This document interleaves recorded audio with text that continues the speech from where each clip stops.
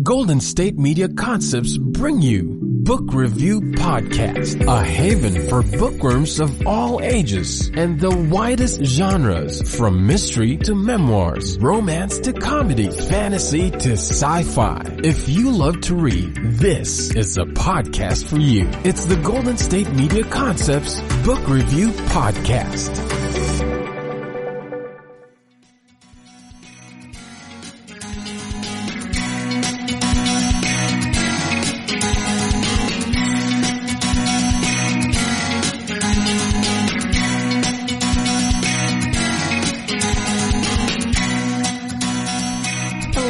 Welcome to the GSMC Book Review Podcast, brought to you by the GSMC Podcast Network.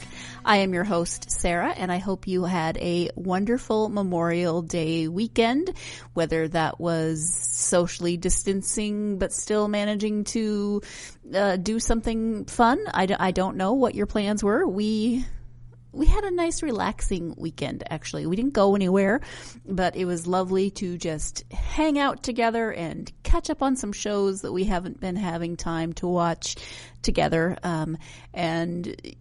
Talk to my parents, talk to my in-laws, did just a lot of those little things that made it a nice weekend. So I appreciated that we had that time. It is now, of course, time for another author interview. This week I spoke with author David Parrish about his new book. It's called The Gyroscope of Life. It is kind of part memoir, part science text, but don't let the science text portion scare you. Science was not my strong suit in high school. I actually did very well with earth science and biology.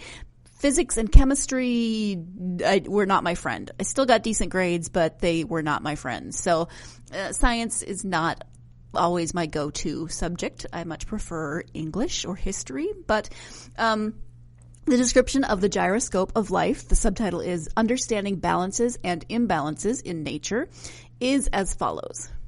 Many of us recall childhood science classes with little enthusiasm, having felt alienated by seemingly esoteric concepts. Appalachian naturalist David Parrish is here to change that. The 50-year practitioner brings biological studies to the curious non-scientist in an accessible and relevant way, inspiring readers to consider the world around us in a new light. How well are we following Mother Nature's house rules? Are science and religion really in conflict? Are life and death truly binary? These are just a few of the thought-provoking questions that Parrish explores in his new book, The Gyroscope of Life. Parrish tackles concepts relating to biology and agriculture while sharing his personal experiences with religion, battling illness, and more, proving not only that science is relative to daily life, but that it profoundly impacts all of our lives. Whether you're curious about the sustainability of modern agriculture or the accuracy of the Big Bang Theory theme song, David Parrish will move you to think like a scientist in his insightful, unconventional, and often humorous love song to biology. And this really is a love song to biology. When you hear David speak, you're going to hear the passion in his voice for this topic. I personally love that this book is, like I said, part memoir. He does start out with some of his childhood and some of his experiences growing up and beyond going to college, the things that made him want to become a biologist and go into biological studies. So you get a little bit of that experience and you see a little bit of who he is and who he was and who that has made him to be, which of course I loved because I always love those personal stories. But then he talks about the science in a way that is relatable and approachable. It's not a science textbook. You get a lot of information. You're going to learn a lot from this book, but you're going to do so in a way that feels more like reading something written by someone who's really trying to teach you something. Maybe reading something by a friend who is trying to explain it in a way that makes sense and is understandable.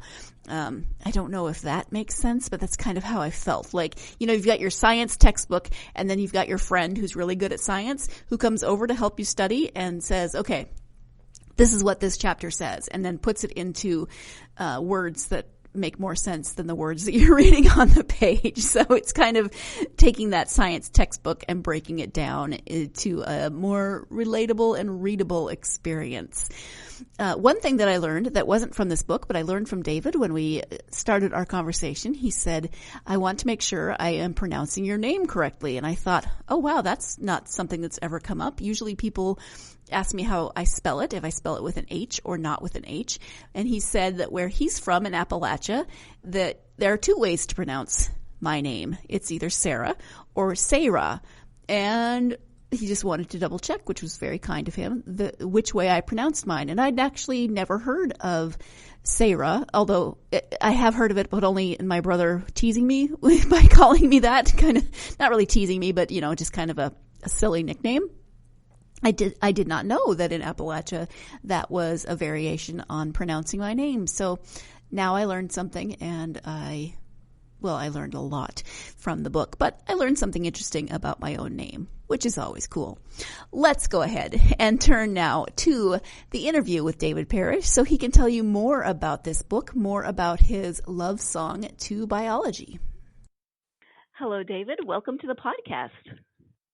Hello, Sarah. Thank you very much for inviting me to join you. I am very happy to have you here today. We are going to talk about your book. It's called The Gyroscope of Life. Before we get to the book, though, if you wouldn't mind sharing a bit about yourself, that would be great. I'd be delighted to. I consider myself an Appalachian native. I spent my first 22 years living in East Tennessee and have since traveled outside of that area, but am back living in Appalachia now. Husband of one wife, my beautiful long-suffering wife, has been married to me for 52 years. Father of two sons. One lives here in Virginia, near us. The other is a San Franciscan. And I'm the grandfather of three children to whom the book is dedicated, by the way. Worked for 33 years on the faculty at Virginia Tech, retired from there in 2010. Since that time, my wife and I have been living here on our little 30-acre patch of Appalachia that we call Hole in the Woods. Nice. That sounds like a very nice overview of a life. So let's talk about the book. Can you give an overview of the subject matter? Yes, I call it my love song to biology.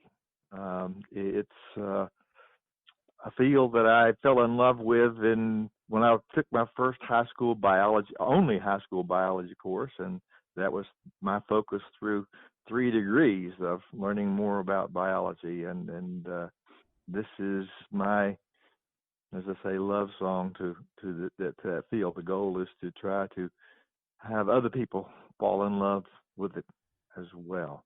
The book starts out with a little bit of history, my own history, autobiography sort of thing, ideally to give me some creds as a biologist, and then we move, after a couple of chapters of that, into talking about the history of biology. It hasn't always been called biology. It has a history that's some 2,000 years old, and only within the last couple of hundred years have we actually called it biology. And so I provide a little bit of that background, and then get into the real biology, if you please, talking about some principles, some topics from the field of biology, trying to talk about it not in a textbookish way, but in a way that people can relate to, that they can fall in love with as well. And that's something that I really appreciated about the book, was that it's not written like a textbook. You can tell that you're that it is a love letter to this subject. Oftentimes when I read science, there's just so many ginormous words, which I understand is part of the field, but you can make your eyes cross a little bit. And so I really appreciated your approach.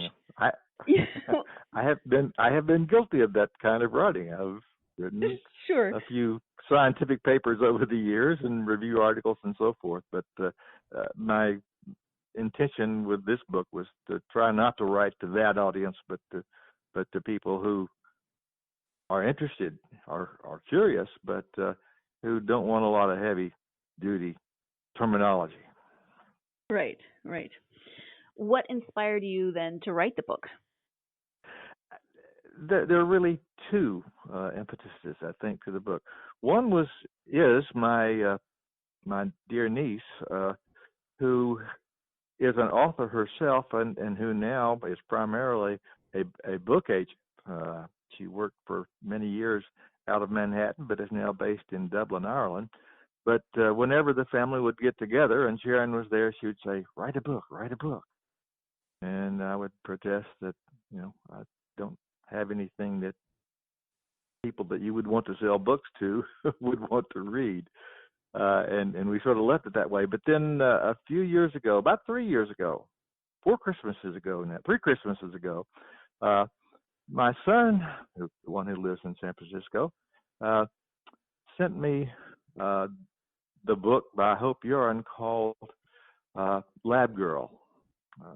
It's a wonderful read, but she writes about biology in a way that is not written to biologists, but it's her own, I guess she might not describe it as that, but it's her own love song to the field of biology, and it's semi-memoirish, but also has a lot of biology in it. And about halfway through that book, I thought, maybe I could do this, and so I did sit down and try to do that. That was about 3 years ago, and it's taken me 3 years to get to where we are now. I love that. I love that this came about because of encouragement from your family members who must have seen something in your passion for biology that made them want you to write a book. Well, yes, and I every time I see Sharon or correspond with Sharon, I thank her, remind her that she is a major force behind this book, and I really love her for that. Nieces are the best. I have 5 of them, and they're awesome. On that note, we are going to take our first break of the podcast. When we come back, we'll be talking about the meaning behind the name of the book, The Gyroscope of Life. So stay tuned. You're listening to the GSMC Book Review Podcast, and I will be right back.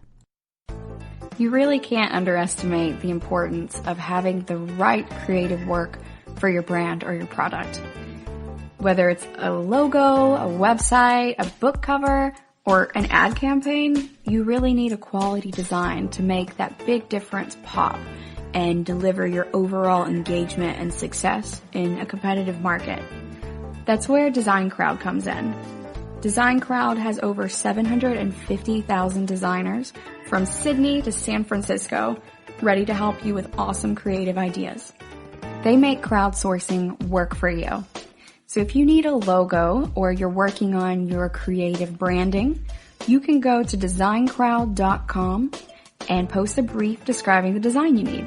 And then within about 2 to 7 days, you'll receive up to over 100 different designs from designers around the world. Then you pick the best design and approve payment to the designer. So you're only paying for the design that you want. It takes a lot of the guesswork out of freelancing and out of crowdsourcing. And you don't have to be a huge company like Harvard Business School to use Design Crowd, although they have used it as well. You can start a project on Design Crowd for as little as $99. And if you go right now to designcrowd.com/health and wellness or enter the promo code health and wellness on their website, then our health and wellness listeners will receive up to $150 off of your design project.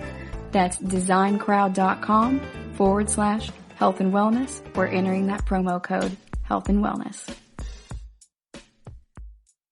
Do you want to be healthier, yet you just don't know what to do? All these shows telling you this and that, but nothing seems to work. Well, listen close. Golden State Media Concepts has got something great for you. The Health and Wellness Podcast, dedicated to workout trends, healthy eating habits, diet, and everything about healthy living. Join us in our banters as we help you not just live life to the fullest, but live it to the healthiest.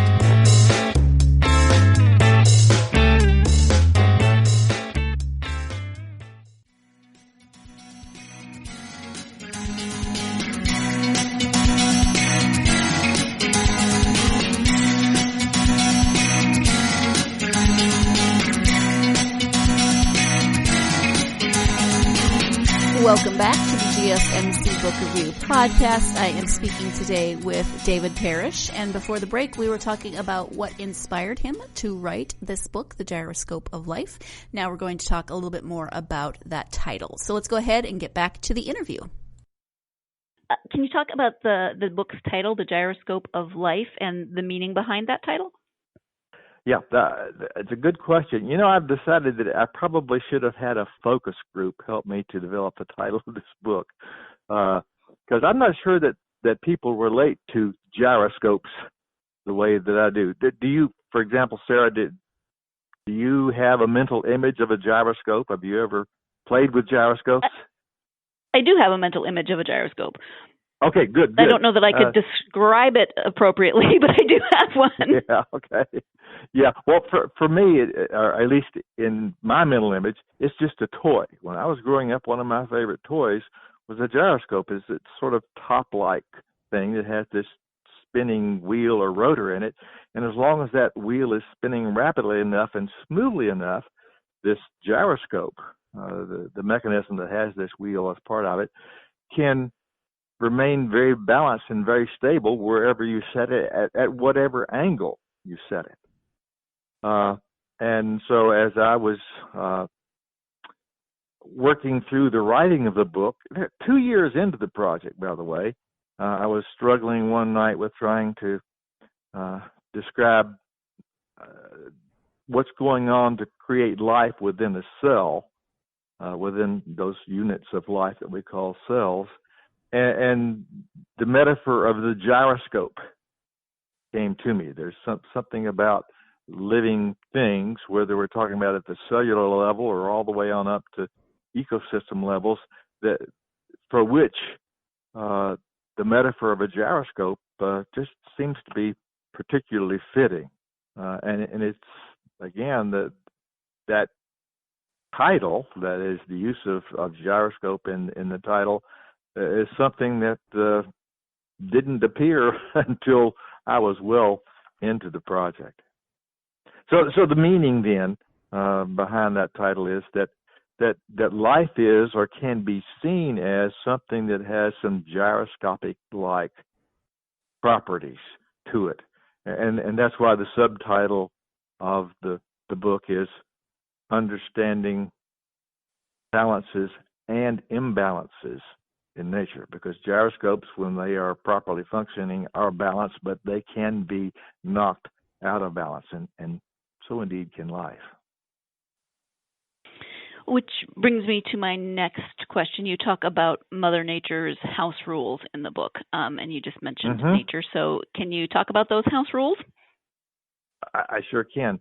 And by the way, I hope nobody's offended by embodying what goes on out there in life as being a woman. I don't mean to be sexist by saying Mother Nature. And in fact, I don't call her Mother Nature. In the book, I give her the name Mona.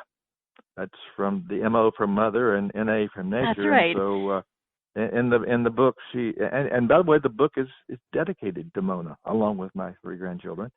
But in any event, as I look at life and what's going on out there, I build a case in one of the chapters of, can we look at life, at success in life that other species have enjoyed, and use that as a way to determine what the rules for success are for our species, for Homo sapiens. What does it take for a species to be successful, to avoid extinction, in other words? And after thinking about this for 50 years or so, actually, it took less time to come up with these 3, but I did come up with, after a good bit of thought, 3 what I call basic house rules. This is what every species has to do, as well as Homo sapiens have to do, to avoid extinction. The 3 rules are, I better have the book open here. The 3 rules are to fit your environment, keep your entropy low, and make copies of yourself. I spend a good bit of time in one of the chapters going into greater depth of what that means. The idea behind fitting your environment is that you have to be adapted to, you have to be able to live wherever Mother Nature has plunked you down. And you, by the way, again, means not just you or me, but any species, any organism that wants to live somewhere has to be adapted to the conditions that exist there. I mean, it's really common sense. It's straightforward. But in fact, if an organism is not adapted to a location, we won't find it there. Or if its location is altered so that it can no longer fit there, then it's suddenly not adapted. And we know what we're doing to the environment and causing some organisms to lose that adaptation that they had long since, or that they had gained over the long haul. I feel like I'm running on here a long time, and I'm wanting to avoid doing a lecture. This is something that literally I have lectured on in the past, but let's break it up a little bit. Would you like to give me a little feedback on that so I can let you talk a moment? Well, I was actually not thinking it sounded like a lecture, so that's good. Oh, well, good. We're doing okay then. I would ask... Please, go ahead. I was just going to ask how you think we... No, go ahead. I'll stop. Well, we're getting wrapped around our courtesies here. So the first rule of Mother Nature, the rules to success, to survival, to avoiding extinction, is you've got to fit your environment. Obviously, anything that's alive, wherever it is adapted to that location, fits that environment. Later on in the book, I say you have to fit your ecosystem. That's after I spend some time discussing what an ecosystem is. But another way of stating that first house rule is you've got to fit into the ecosystem. The second rule is a little more difficult to describe because it does get a little technical. One way of saying it is you've got to keep your entropy low. The entropy is a fairly technical term, and I spend a good bit of time in the book trying to avoid being textbook as you can, but trying to make sure that readers understand what we mean by entropy. Is that a word that you know, Sarah? It is. Okay, good. I'm hoping most readers will be able to absorb pretty quickly entropy, but entropy basically is a way of looking at how matter is put together, how well matter is organized. Entropy has to do with actually disorder more than order, and what we're saying or what Mother Nature is telling us with house rule number 2 is you have got to keep yourself in a high state of organization. If we look at a cell, those simplest units of life, when we look at them closely, what we understand is that they are very highly organized, very complex units. And life happens because of that highly ordered state that they're in, made up of lots of different kinds of chemicals, proteins and nucleic acids and carbohydrates and lipids, etc., all different kinds of chemicals, but those chemicals are not just a hodgepodge of stuff thrown together, but they are put together in a very highly organized way. There's a place for everything, and everything is in its place. And because all of those components are put together in that very precise way, those pieces begin to operate or to produce a phenomenon that we call life. And life happens as long as those cells, in that case, keep their entropy low. As long as they can maintain that order, then life will go on. But when entropy starts to nibble away at that organization, then the gyroscope starts to spin a little more slowly. Then the gyroscope starts to wobble a little bit. And if if that organization is disrupted too much, that gyroscope may just flop over. So one of Mother Nature's basic house rules is you've got to keep your entropy low. And then house rule number 3, that's the easy one. That's the fun one. That's making more of yourselves. And if you're an animal, that gets to be particularly more fun. That's kind of ho-hum stuff for flowers, pretty stuff, but kind of ho-hum stuff for plants.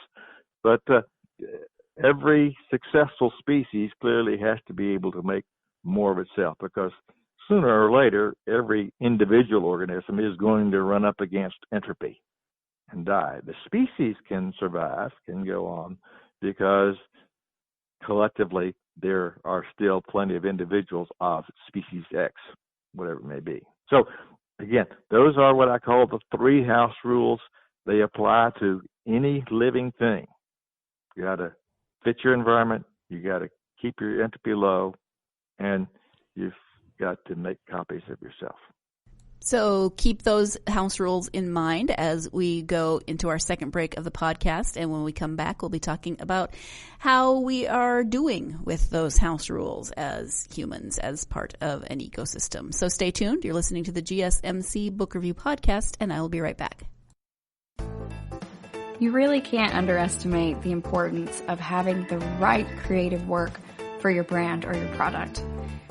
Whether it's a logo, a website, a book cover, or an ad campaign, you really need a quality design to make that big difference pop and deliver your overall engagement and success in a competitive market.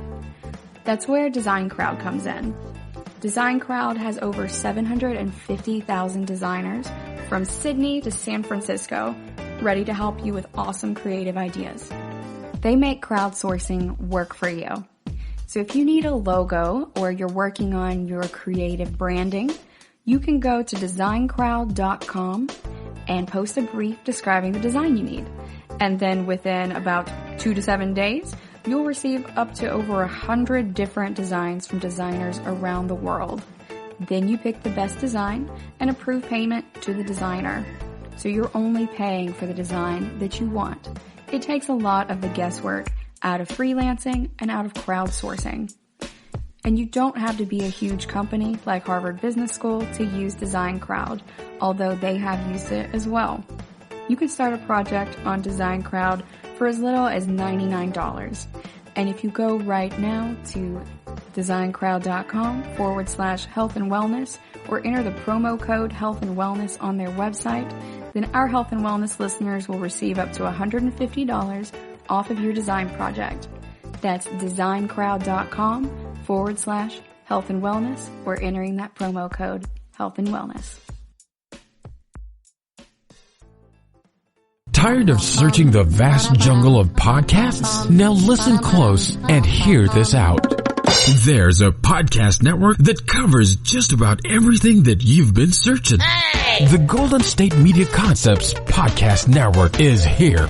Nothing less than a podcast bliss with endless hours of podcast coverage. From news, sports, music, fashion, cooking, entertainment, fantasy, football, and so much more. So stop lurking around and go straight out to the Golden State Media Concepts Podcast Network. Guaranteed to fill that podcast itch. Whatever it may be. Visit us at www.gsmcpodcast.com. Follow us on Facebook and Twitter, and download us on iTunes, SoundCloud, and Google Play.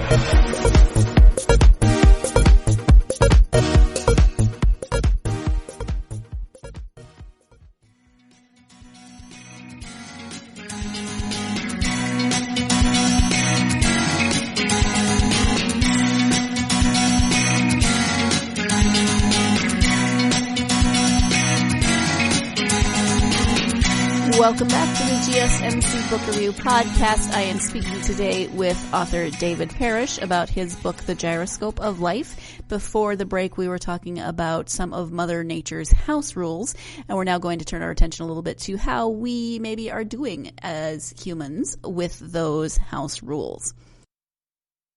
So, how do you think our gyroscope is doing right now? I'm guessing it's out of balance a little bit. Well, by Or our, maybe a do you lot. mean Homo sapiens, or who are we Humans, talking yeah, about here? yeah. Sure, Yeah, let's go with okay. humans. Well, all right.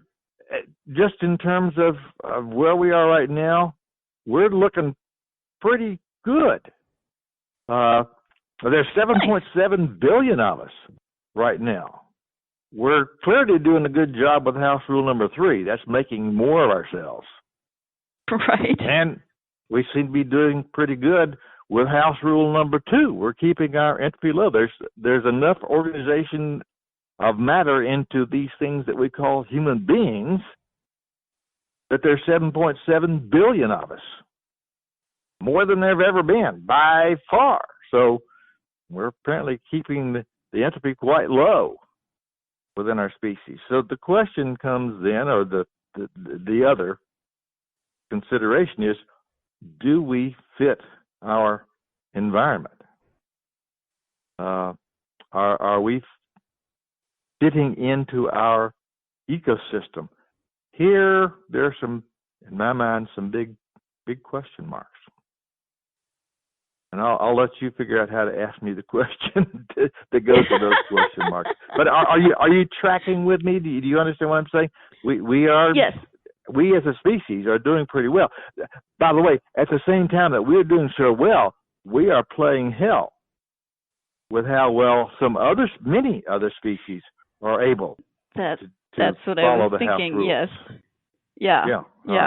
In the process of doing what we're doing, we're making life pretty hard or impossible. We are driving species into extinction. We're causing whole species gyroscopes to flop over. Right. So how do you think we as Homo sapiens could do better? I mean, we're doing pretty good on those first 2, but how could we do better with the third one? Well, it's an interesting problem. The house rule number 1 says that you have to fit your ecosystem. That rule still applies to every species that we can name, except maybe for Homo sapiens. Let's think about this from the long run. When Homo sapiens first appeared on Earth, and that's 200,000, 300,000 years ago, those first human beings, they were just another species in their ecosystem. They were hunter-gatherers. They lived off the land, going out and collecting berries and twigs and whatever, and killing animals, and eventually learning how to cook them to eat them and so forth. But anyway, they were just a part of the ecosystems in which they lived. And they indeed did fit their ecosystems. Mother Nature's got a way of taking care of organisms that don't fit, that overproduce or whatever. Then they begin to starve or have diseases and so forth. And the populations of those species tend to come back down. Mother Nature maintains the balance in nature, keeps the gyroscope spinning smoothly. But what happened with our species is that we became too smart for our own good. At least this is the way I build a story, to build a case in the Gyroscope of Life, that somewhere along the way, our species actually predates Homo sapiens, but anyway, somewhere back in the history of our line, people learned how to knock rocks together and make tools. And those tools represented a technology that now allowed Homo sapiens to have a bit different role or place within their ecosystems. And then they learned how to use fire, and somewhere along the way we learned how to talk. And then we invented the wheel, and then along came the Industrial Revolution. And before we knew it, our species, which at one time, a few hundred thousand years ago, at one time completely fit within its environment, within its ecosystem, now because of our technology, we are in essence freelancers. We don't exist within an ecosystem. Yeah, we can talk about cities as being an ecosystem, but Mother Nature would not think of that as an ecosystem. So our species has escaped, in a sense, the need to comply with house rule number 1. We don't have to fit our ecosystems. We can live in Antarctica. We can live under the ocean. We're not biologically fit, adapted to live in those places, and yet there we are. And we live in our nice, comfortable houses and so forth, and we can plunk them down in places that we otherwise simply do not fit in. So the dilemma, the thing that we're trying to resolve is, have we, because of our technology, because of our intelligence, initially because of our ability to make tools and so forth, maybe our opposable thumbs are come in heavily here, but are we now no longer bound by house rule number 1? This is something I sort of came to discover or realize on my own as I was writing the book. But wait a minute. We, our species, are really unique amongst all of Mother Nature's children, in that we perhaps don't have to obey house rule number 1. I want to let you talk a little while, Sarah. There well, I was just thinking that... I'm sorry. I just feel like I'm lecturing here, and I really don't want to, because I really, truly have tried to write the book so it's not a lecture. But You're as you can tell, this is something that I feel strongly about. I feel keenly about. And I think that, I hope that people, as they read the book, will come to realize maybe we are deceiving ourselves into thinking that we are that different, if we are, from other animals, that there may be a price to pay for having escaped, as it were, house rule number 1 and Mother Nature's thumb on us.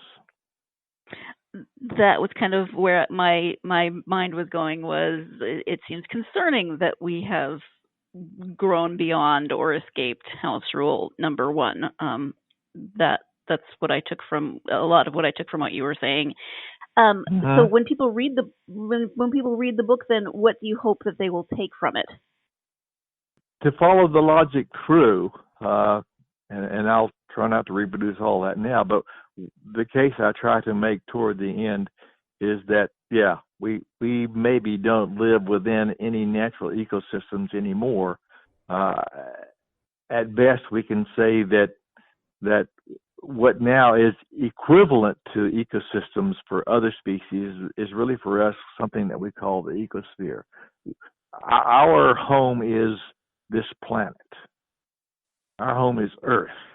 We have such an impact on the Earth that we can do to and for it or against it the same things that other species do within their much more localized ecosystems.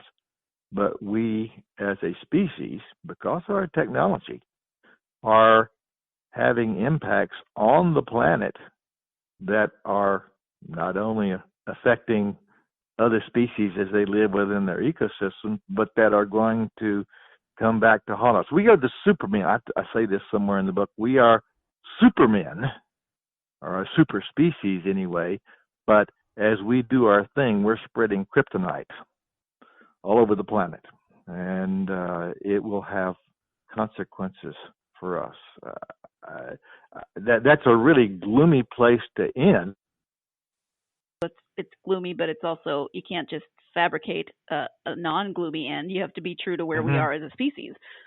Yes. I conclude in the book, and by the way, others have concluded the same thing. This is not original with me, of course, is that there are just too many of us. Part of the solution to the problem that we find ourselves in is coming up with some way, in a non-draconian way, to end up with fewer of us.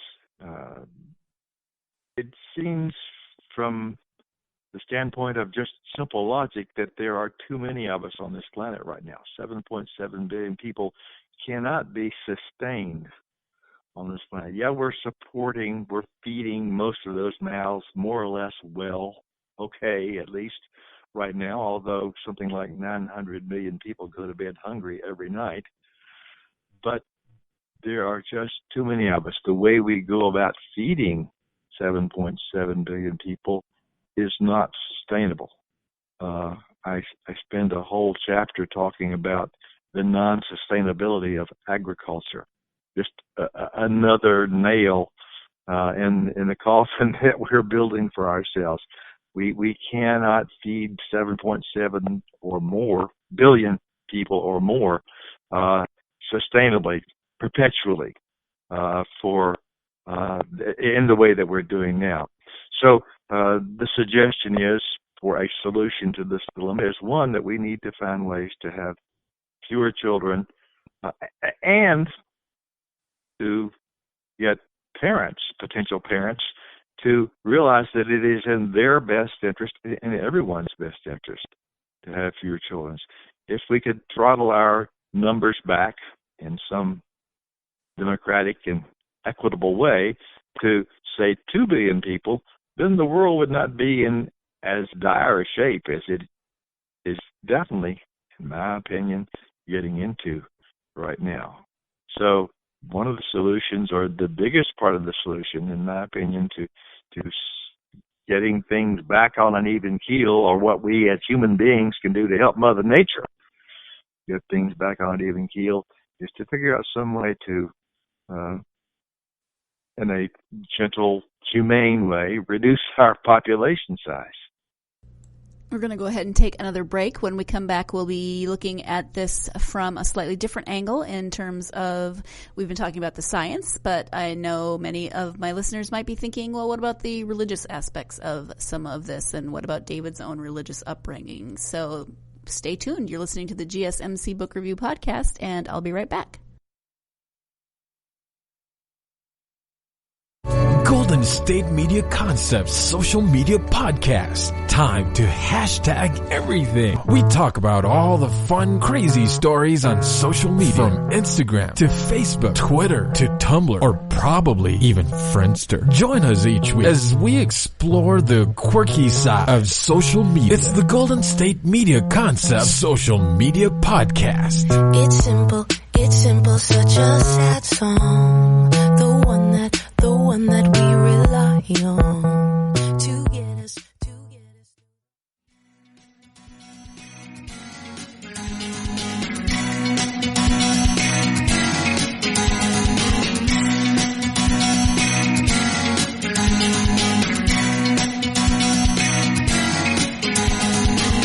Welcome back to the GSMC Book Review Podcast. I, of course, am speaking with author David Parrish about his book, The Gyroscope of Life. We've been talking about Mother Nature's house rules and how we are doing as a species upholding those house rules or living within those house rules. We've been talking a lot about the science aspect of this topic, and now we are going to turn our attention a little bit more to some of the religious aspects of this topic. So let's go ahead and get back to that interview.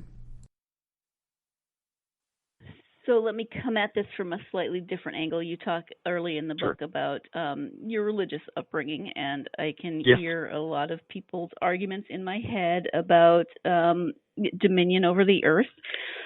So I'm just playing devil's advocate here, because I don't have that same perspective. But how do you reply to that viewpoint of humans? You know, we don't need to limit our population. We need to, God gave us dominion over the earth. What's your response there? I am familiar with those passages that talk about having dominion over the earth and being fruitful and multiplying and replenishing and all of that. And that worked well in the day when those words were written. That was written back in a time when there was probably 4 or 5 million people on the earth. It worked well for people in that time. When we look at what's going on earth right now, we've completely dominated it, or pretty closely to have dominated or taken dominion over it, and it's not working. I'm sorry, it's just not working when you look at what's going on with claims of changes in the climate, with disappearance of species and so forth. It's just, I'm afraid, not working. Yes, well, I would agree with that. And I agree with the time it was written. I mean, we could go into a whole sub-conversation of taking the Bible literally, the infallible Word of God, et cetera, et cetera, et cetera. But I think it still comes down to what you said. It's not working. I come from that tradition, by the way. I was raised a fundamentalist creationist. Mm-hmm. I was into my high school years before I was willing to consider even the possibility that life was anything other than a supernatural creation, or that the universe was anything other than the handiwork of God, of Jehovah God. It was an interesting evolution that I went through to come to where I am now. Did you can you talk a little bit about the experience of becoming a scientist, but, kind of balancing that religious upbringing with then becoming a scientist?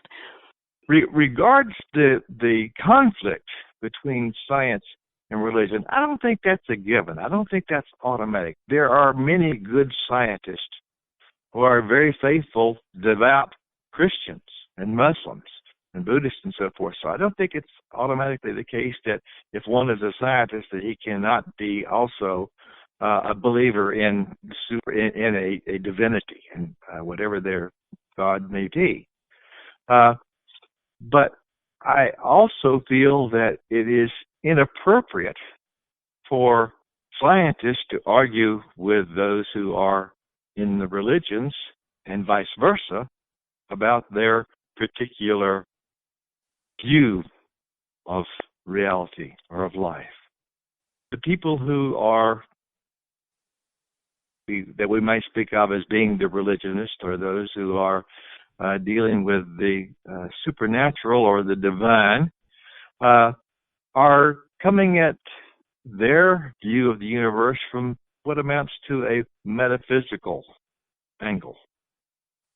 They are ready to invoke the existence of supernatural beings to explain life and to explain other phenomena that are going on. Scientists, on the other hand, like to have what we call, what is a view that is sometimes called a cause and effect, that for every phenomena that we observe, there is some natural cause.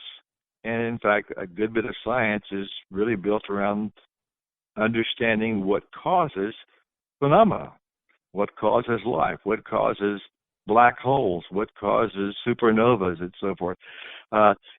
And scientists play the game by the rules that for every cause there is a natural effect, whereas the metaphysicists are willing, and quite often do, invoke the supernatural as the cause for some phenomenon, some event.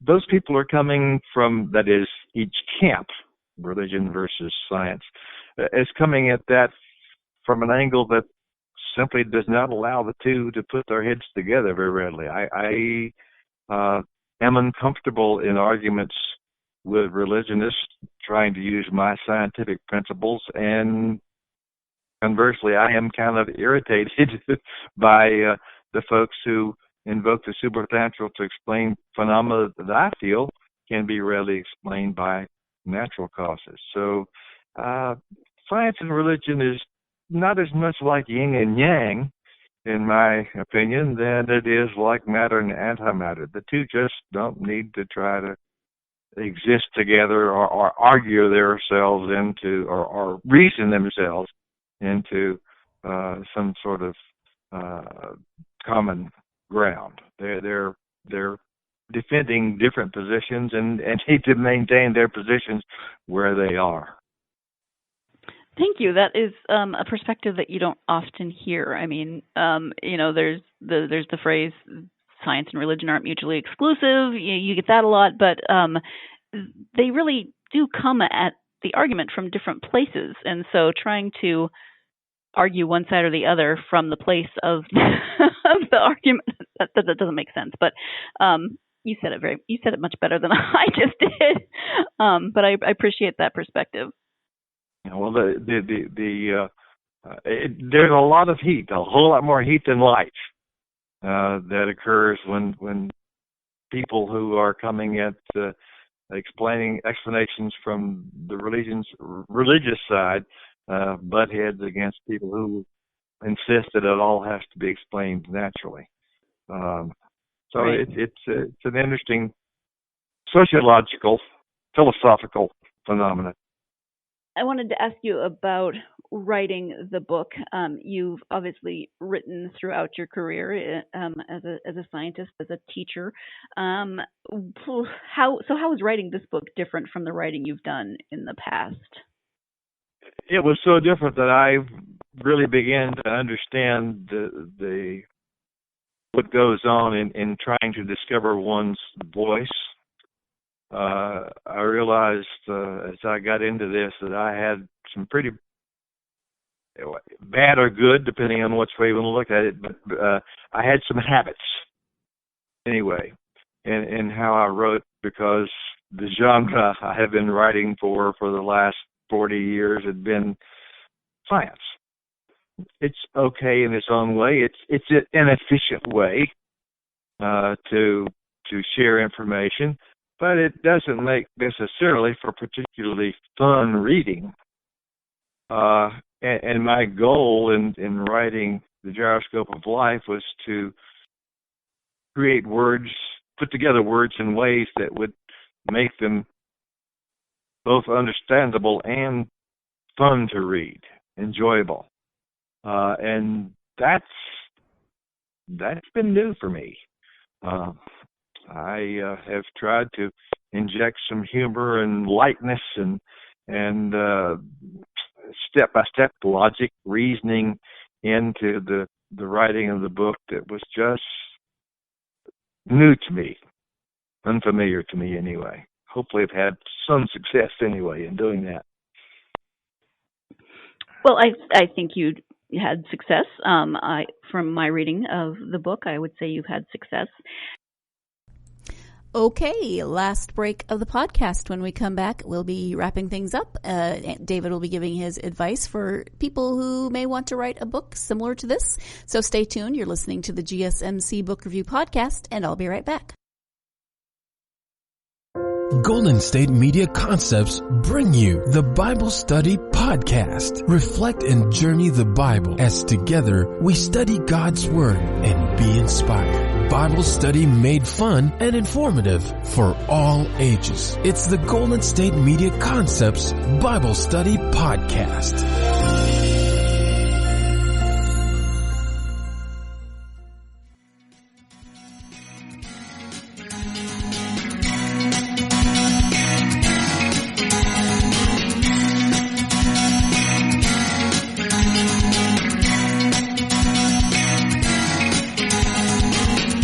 Welcome back to the GSMC Book Review Podcast and the conclusion of my interview with David Parrish. Do you have advice for someone who may want to write a book like this? I know that you took inspiration from was it Lab Girl? About urine, yes. So would you have advice for others who were looking to write something maybe similar? I'm not sure. I'm still learning how to write myself. I do not consider myself an efficient writer at all. For me, the process is sometimes rather painful. I just have to sit down and keep putting words onto paper, and then go away from it for a while, and then come back and realize that most of those words really don't say what I want them to say, and then it's the matter of doing the rewriting thing. So for me, at least, the route to success has been persistence. I have always been very particular, painstaking, even, as we say back in the hollers, persnickety about writing. But I have never been able to do it easily. I'm not one of those inspired writers who just sit down and the words flow effortlessly off my fingertips. It's a matter of having a passion for what you want to say. For me, it's about having a passion for what you want to say, what you want to achieve, and then just keeping at it. Writing this 190-page book was a 3-year process for me, so I'm not good at it. I'm not quick at it. Well, I think persistence is definitely a good word there, and I also like the other P word you used, which is persnickety. That's one of my favorite words. So. Okay, good.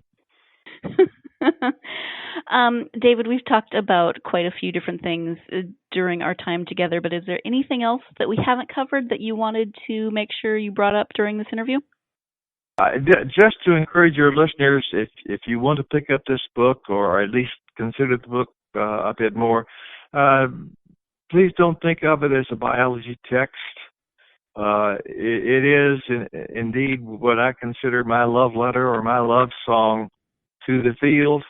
I hope it's something that you readers would find to be worth your time, and that you would come away from it having different notions about both our place in life as well as our impacts on life and how we could be better about helping Mother Nature keep those gyroscopes stabilized.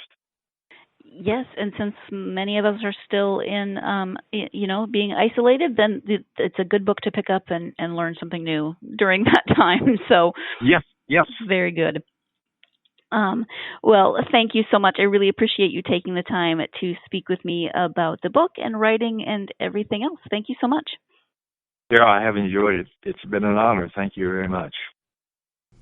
Thank you once again to David for joining me over Memorial Day weekend to talk about this book, The Gyroscope of Life. He was very fun to talk to, very interesting to talk to, and he was very kind to me. There's editing that's done in the podcast, so we can cut out some of my confused rambling about science. He was very kind to me about my questions and me not always knowing what I was trying to say in terms of science. I mean, I read the book and I liked the book and I learned a lot from the book, but when I try to sometimes ask questions, they don't always come out of my mouth the way they form in my head. So David was very kind to me about that, and I very much appreciate his efforts at that. And really, that is what this book is. It is, this is going to sound silly, but a kinder, gentler science text.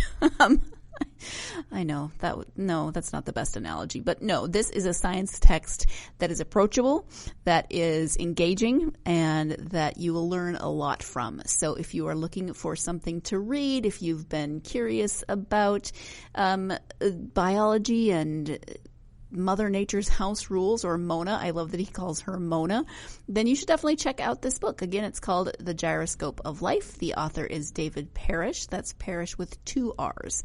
You should definitely pick up a copy and spend some time learning a little bit about what's going on in the world in terms of biology, and also learning a little bit about David and what brought him to write a love song to biology. So thank you again to David, and thank you as always to you, my listeners. I so very much appreciate you. I know I say it every week, but it's true every week. It will never stop being true. Thank you so much. If you are a fan of this podcast, this is the part where I say, please, please, please leave us a review, whether that's 5 stars or written. Both are extremely helpful in getting this podcast out to more listeners like you, to more book lovers like you, and I would greatly appreciate it if you were able to do that. Also, please follow us on social media, GSMC Book Review, Facebook, Twitter, and Instagram. Leave me comments. I love to hear from listeners, so go ahead and hit me up on some of that social media and let me know what you're thinking about books, life, all sorts of things. And I do occasionally post some fun book-related themes, or memes, on the Instagram and Twitter pages especially. So if you're a fan of book-related memes, you should check those out. Thank you so much. I hope you're having a great week so far, and I hope that, as always, that week involves plenty of time to get yourself lost in a good book. Thanks. You've been listening to the Golden State Media Concepts Book Review Podcast, part of the Golden State Media Concepts Podcast Network. You can find this show and others like it at www.gsmcpodcast.com. Download our podcast on iTunes, Stitcher, SoundCloud, and Google Play. Just type in GSMC to find all the shows from the Golden State Media Concepts Podcast Network, from movies to music, from sports to entertainment, and even weird news. You can also follow us on Twitter and on Facebook. Thank you, and we hope you have enjoyed today's program.